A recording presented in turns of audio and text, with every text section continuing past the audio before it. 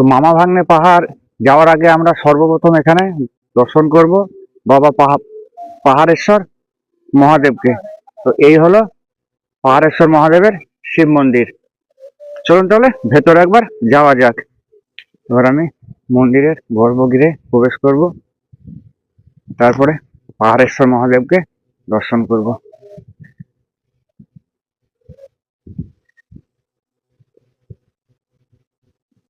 এই হলো পাহাড়েশ্বর মহাদেব। হর হর মহাদেব, জয় শিব শম্ভু। ইনি হচ্ছেন কাল ভৈরব।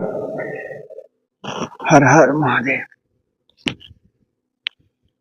আর এই হলো পাহাড়েশ্বর মহাদেব, আর এই হলো মন্দির। মন্দিরের চূড়া।